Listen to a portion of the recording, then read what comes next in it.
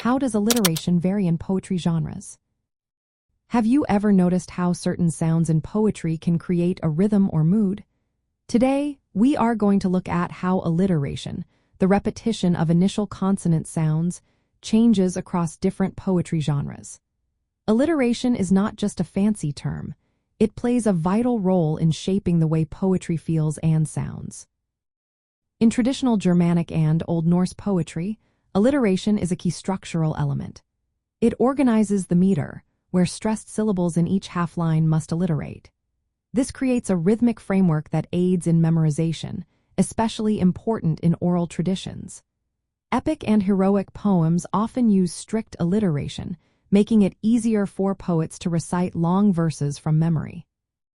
Now let's shift our focus to modern English poetry. Here, alliteration is often more flexible. Poets use it as a stylistic tool rather than a strict rule. For example, in the works of William Shakespeare, alliteration enhances musicality and connects ideas. Phrases like fatal foes and star-crossed lovers in Romeo and Juliet show how alliteration can highlight themes and emotional tension without following a rigid pattern.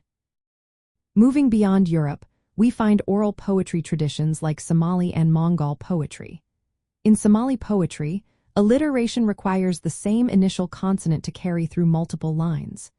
This technique reinforces continuity and cohesion, essential for oral performance. Mongol poetry, on the other hand, pairs lines that alliterate, allowing for some variation in which consonants count as alliterative.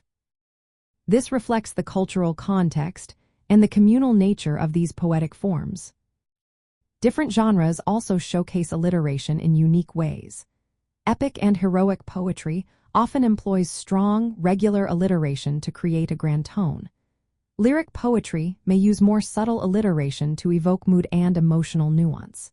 Children's poetry and nursery rhymes frequently use playful alliteration to engage young listeners and aid memorability. Experimental poetry might manipulate alliteration in unconventional ways, focusing on sound texture rather than traditional patterns. Alliteration can also be classified by the types of sounds used. Sibilance, for example, involves the repetition of S or SH sounds, creating a soft effect. Guttural alliteration uses G or K sounds for a harsher tone, while liquid alliteration with L and R sounds conveys smoothness. Symmetrical alliteration mirrors sounds in a phrase, adding a balanced musicality. Understanding how alliteration varies across poetry genres enriches our analysis and appreciation of literature. When teaching or discussing poetry, highlighting these differences can spark engaging conversations among students. They can compare the strict alliterative meter of Old English verse with the freer use of alliteration in Romantic poetry.